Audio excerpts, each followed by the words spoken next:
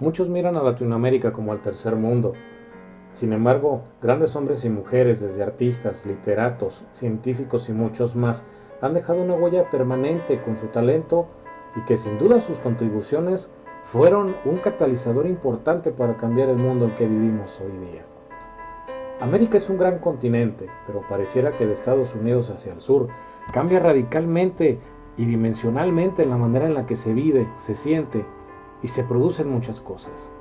Es aquí en Latinoamérica donde se producen unas de las cosas más extraordinarias porque no se deben ni siquiera a la gran producción económica de dichos países, sino simplemente al ingenio, las ganas y la pasión de cambiar el paradigma en el que se vive.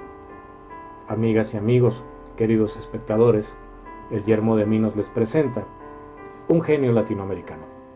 El personaje en cuestión no es el hijo de una gran dinastía, no es el heredero de una gran fortuna, o un supergenio que logra sobrepasar los límites de la imaginación humana. Es más que nada una persona normal como tú y yo. Me refiero al ingeniero González Camarena.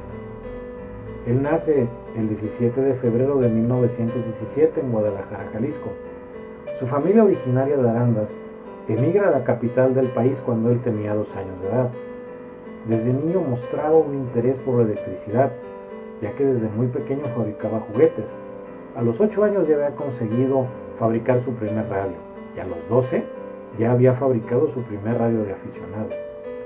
Era un ávido aficionado de ciencias como la astronomía y algunas otras más, ya que desde niño, dicen los que lo conocieron, él y sus amigos presenciaron un suceso que cambiaría de manera radical su forma de ver las cosas.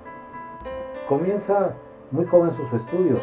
En 1930 se graduó del Instituto Politécnico Nacional e inmediatamente después de egresar de la casa de estudios comienzan a trabajar para 2 años después conseguir su primera patente en radio.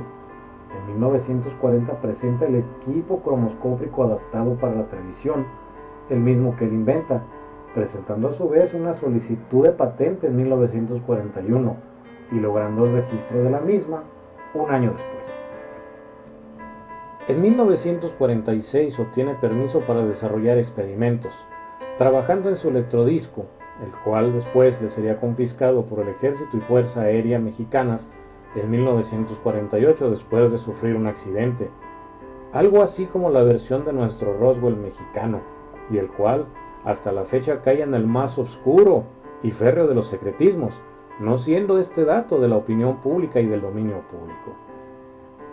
Aún aunado a una mala racha, en el cual no se le acreditó una de sus previas invenciones, como el apuntador electrónico o teleprompter, debido a un problema de patentes.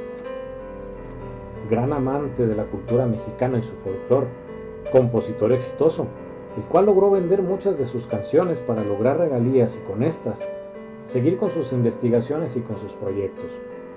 Algunos de sus círculos más cercanos decían que su exacerbado patriotismo llegaría a meterlo en problemas, ya que rechazando una importante inversión del país vecino, siguió con sus investigaciones, no parecía querer asociarse con nadie más.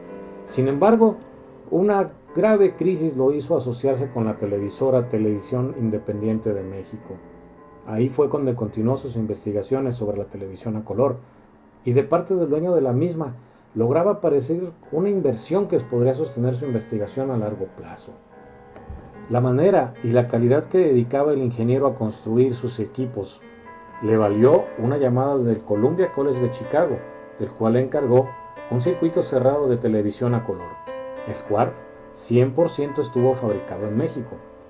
Fue el beneplácito de la casa de estudios no solo con su trabajo, sino lo brillante de lo que se desarrolló, lo que le hizo acreedor a un doctorado honoris causa por parte de la misma institución. Este es un dato poco conocido y que no creo que sea del dominio público. Es más bien una leyenda urbana que ha pasado de boca en boca. El ingeniero no solamente fue un visionario de la televisión a color, campo que empezaron en Escocia, después en Alemania. Él solo continuaría algo que él podría decir que simplemente sentía que podría lograr y que podría perfeccionar. Sin embargo, la televisión 3D hoy como la conocemos parecería estar en pañales.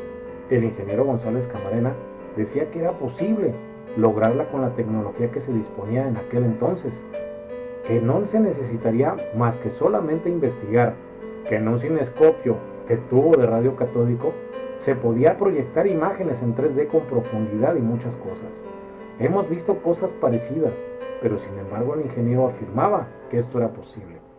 Al no conseguir el quórum, el interés o incluso la inversión para desarrollar el proyecto, el ingeniero parecía frustrarse. Algunos de sus colaboradores decían que era un hombre que simplemente se sacudía el mal humor, volviendo a trabajar en las cosas que dejaba pendientes. Era un ávido servidor público, ya que fue el precursor de la telesecundaria, y su primera transmisión que lograba en televisión fue al servicio de los niños.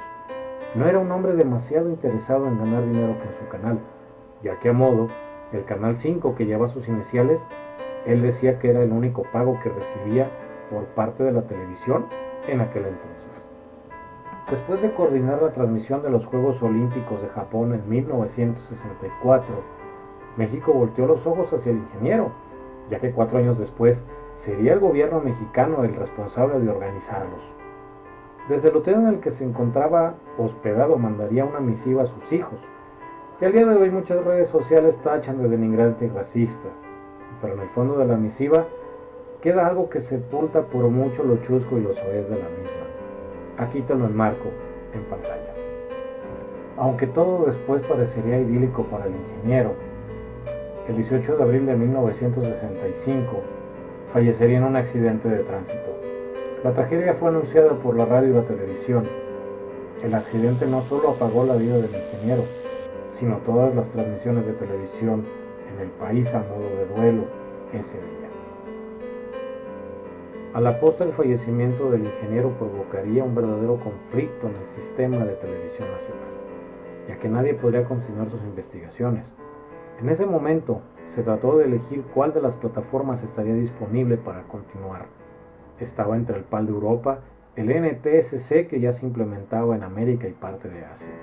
Se terminó por elegir el sistema NTSC, algo así como lo que podríamos decirle al ingeniero: nadie es profeta en su tierra.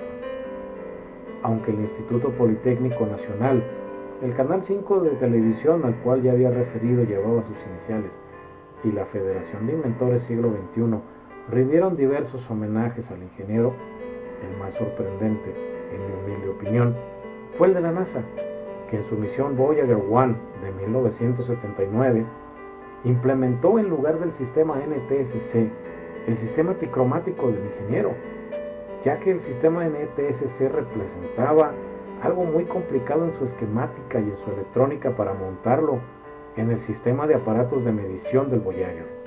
Así que decidieron simplemente tomar la patente del ingeniero, y gracias a eso, este sistema nos regaló esto: la primera foto del planeta Júpiter. Citando textualmente palabras del ingeniero González Camarena: transmitir lo que creamos es tan importante como crearlo. Si esta presentación fue de tu agrado, por favor comenta, apóyanos con un like. Te dejo en la descripción del video algunos links para que puedas seguir interesado en este personaje. Recuerda que aquí, querido espectador, en el Yermo de Minos, te estaremos esperando.